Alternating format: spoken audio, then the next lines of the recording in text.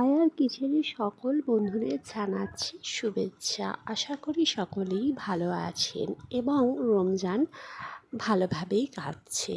আমি আল্লাহ পাকের কাছে দোয়া করি সকলের রমজান যাতে ভালোভাবে কাটে এবং সুস্থতা থাকে। আজকে আমি গরুর মাংস কষা করব। আপনারা ভিডিওটি প্রথম থেকে শেষ অবধি দেখুন এবং চ্যানেলটি সাবস্ক্রাইব করে আমার সাথে থাকবেন। চলুন তাহলে ভিডিওটি শুরু করা যাক। আধা কিলো মাংস আমি ভালোভাবে কেটে ধুয়ে নিয়েছি আর নিয়েছি 5টা পেঁয়াজ কুচিয়ে আর পরিমাণ মতো আদা রসুন।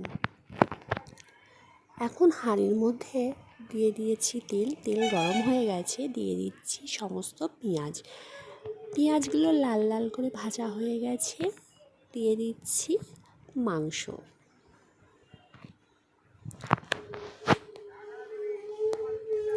মাংসটা দিয়ে প্রায় 10 মিনিটের মতো আমি এভাবে ভালোভাবে কষিয়ে নেব। মাংসের যে পানিটা আছে সেটা আমি কিছুটা শুকিয়ে নেব।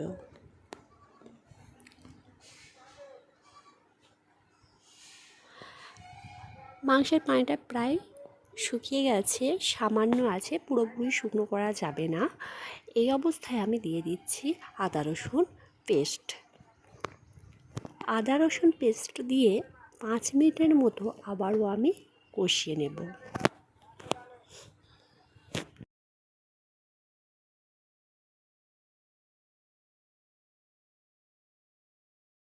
আর দিচ্ছি সামান্য পরিমাণ লবণ।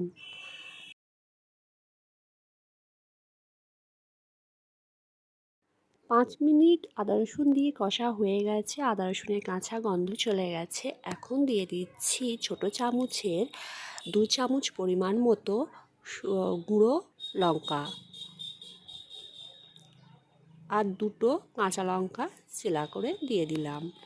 দিচ্ছি 2 চামচ হলদি পাউডার আর সামান্য পানি দিয়ে ভালোভাবে মশলাটা কষিয়ে নেব।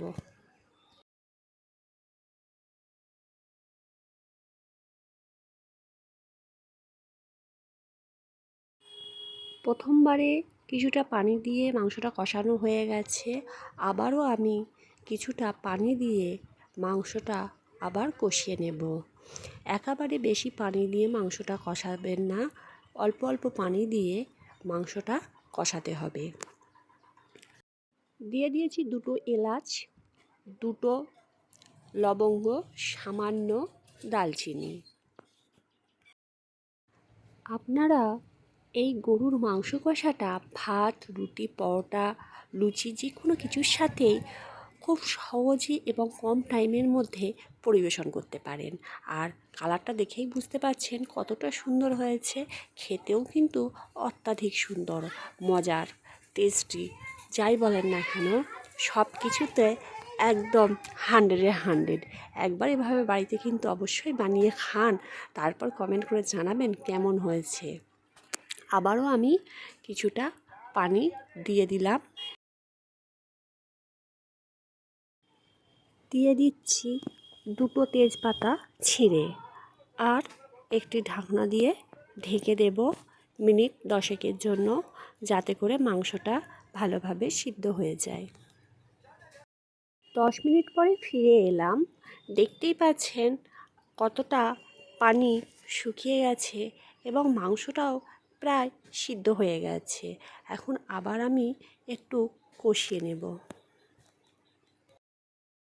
গরুর মাংস যত আপনি কষাতে থাকবেন ততই টেস্ট ভালো হয়। এখন আমার রান্নাটা কমপ্লিট হয়ে গেছে, আমি পরিবেশনের জন্য তুলে নিচ্ছি। আয়ার কিচেনে এরকম নিত্য নতুন ভিডিও দেখার জন্য চ্যানেলটি সাবস্ক্রাইব করে বেল আইকন অন করে পাশে থাকবেন, যাতে করে সবার প্রথম আপনাদের কাছে ভিডিওটি পৌঁছে যায়। যারা সাবস্ক্রাইব করেছেন তাদেরকে অসংখ্য ধন্যবাদ। সবসময় আমি চেষ্টা করি আপনাদের জন্য অল্প সময়ে রেসিপিগুলো কিভাবে বানাবেন।